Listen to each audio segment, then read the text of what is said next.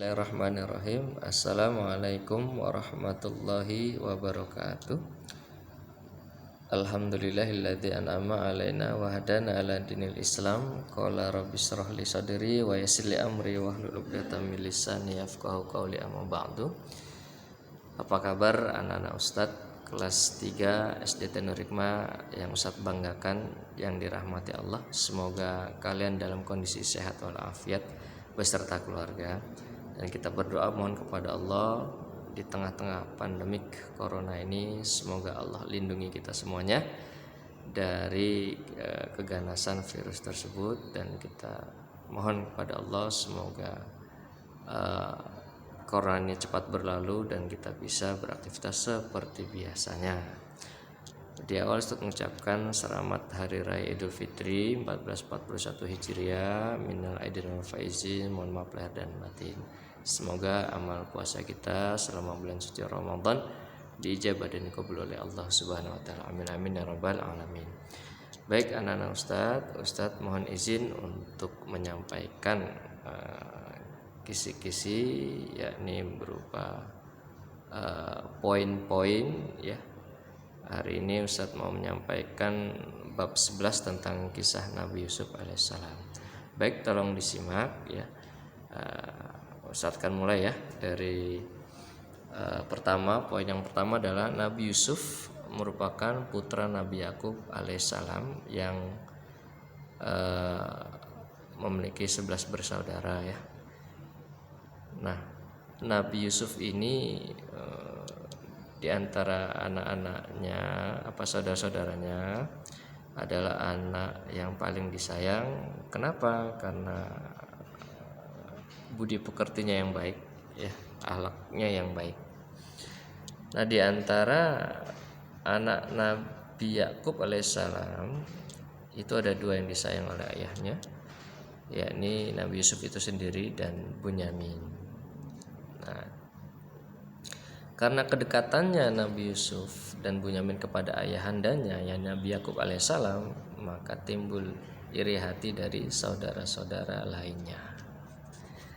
Nah, pada suatu ketika Nabi Yusuf bermimpi dan menceritakan mimpinya kepada ayahnya bahwa aku melihat 11 bintang dan matahari serta bulan bersujud kepadaku. Nah, ayahnya pun berkata, jangan kau ceritakan mimpi ini kepada saudara-saudaramu ya, karena khawatir mereka akan membuat tipu daya kepadamu.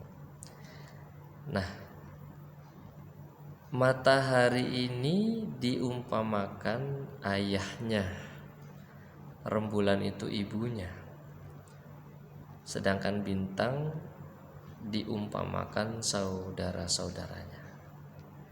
Nah, akibat kebencian atau iri hati saudara-saudaranya ya, maka mereka berencana untuk menghilangkan jejak Yusuf dan Bunyamin ya.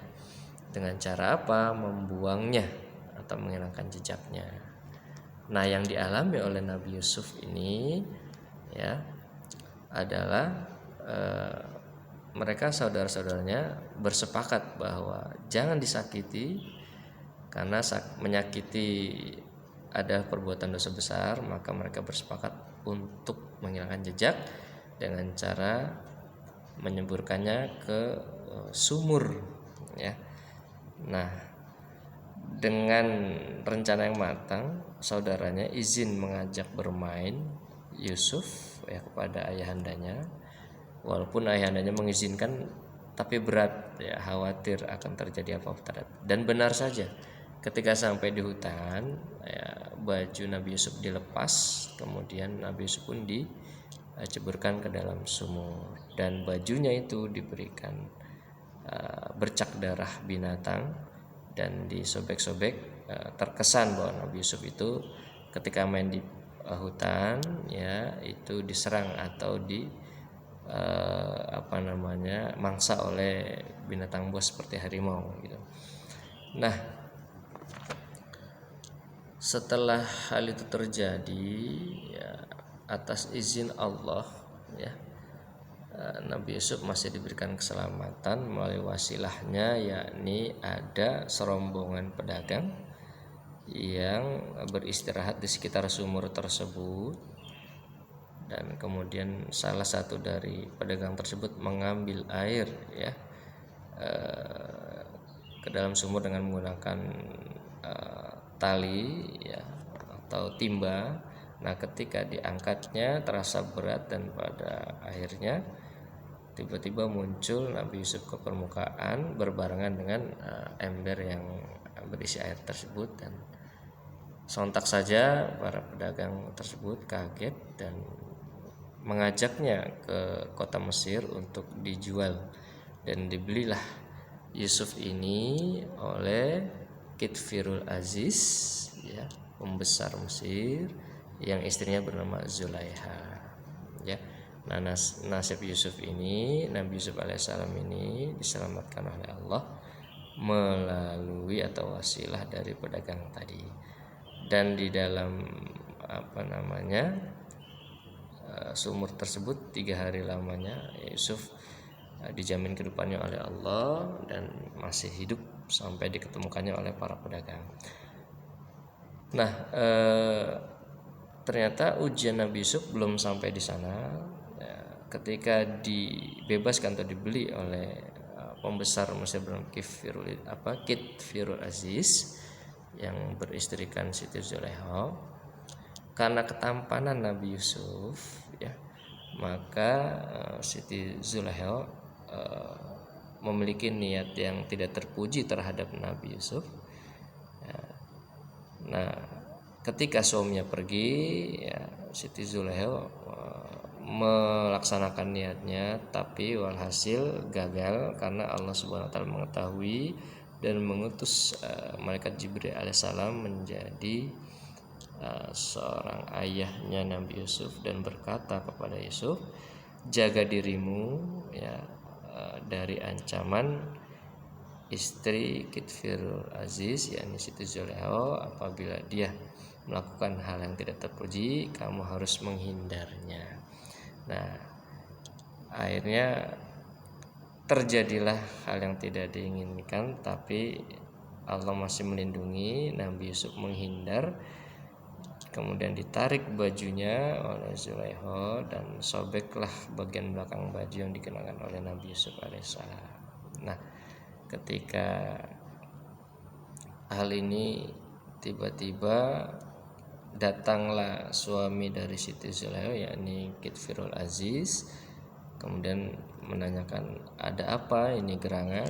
Nah, Siti Zulaiha dengan santainya menyampaikan berita dusta bahwa dirinya ingin disakiti oleh Nabi Yusuf alaihissalam ya, dengan niat buruk Nabi Yusuf ingin melukainya atau sejenisnya, tapi ada hal yang tidak kita duga. Ternyata ada seorang saksi yakni seorang bayi yang masih kecil, tapi atas izin Allah diberikan hak bicara, bisa bicara, dan berkatalah bayi itu di depan Nabi Yusuf ya, Siti Zulaiha dan Kitfirul Aziz, bahwa aku bersaksi bahwa di sini yang salah adalah Siti Zulaiha. Kenapa bisa begitu? Kita lihat saja, apabila baju yang dikenakan Yusuf itu bagian depannya yang sobek ya, maka berarti yang berniat tidak terpuji adalah Nabi Yusuf. Tapi apabila sobek bagian belakang daripada baju yang digunakan Nabi Yusuf, maka pelakunya adalah Siti Zulaiha. Namun ketika dicek ya, yang sobek ternyata bagian belakang, dan di situ Kitfirul Aziz merasa malu dan menerima bahwa benar bahwa yang salah di sini adalah istrinya Siti Zulaiha karena sudah melakukan perbuatan yang tidak terpuji walaupun itu gagal. Dan akhirnya mengucapkan pada istrinya, wahai istriku, kamu harus minta maaf terhadap Nabi Yusuf alaihissalam dan minta maaf ya bahwa yang dilakukan itu adalah sebuah perbuatan yang tidak baik atau tidak terpuji. Ya. Nah, anak-anak Ustadz yang dirahmati Allah, ya. Selanjutnya, poin selanjutnya adalah bahwa ada beberapa poin atau kisah teladan yang bisa kita teladan Nabi Yusuf, diantaranya adalah, nah, ketika beberapa wilayah mengalami musim paceklik, ya, paceklik itu katakanlah moneter, krismon, ya, kondisi ekonomi yang sangat darurat, hanya satu negara yang aman dari kondisi itu, yakni Mesir. Nah, maka Nabi Yakub alaihissalam mengutus 10 anaknya, ya, untuk datang ke kota Mesir meminta atau memohon bantuan karena di daerah tempat tinggal ayahnya itu mengalami krisis moneter atau krismon. Nah, sampai di sana saudara-saudara Yusuf ini bertemu dengan pejabat yang dia nggak tahu bahwa pejabat itu adalah Yusuf itu sendiri, karena kan Yusuf itu sendiri, Nabi Yusuf itu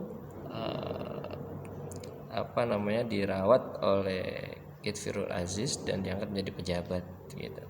Nah, akhirnya diceritakan, kamu datang dari mana? Ya, pada itu saudaranya Yusuf, ya, dari sebuah daerah gitu. Terus kamu siapa? Ayahnya Yakub alaihissalam. Kami diutus untuk meminta bantuan. Lalu kalian bersaudara? Ya, saudara saya 10. Yang satu meninggal di mangsa oleh harimau atau singa di hutan. Padahal dia cerita di hadapan Nabi Yusuf saudaranya, tapi Nabi Yusuf tetap memberikan bantuan, tidak dendam kepada saudara-saudaranya itu.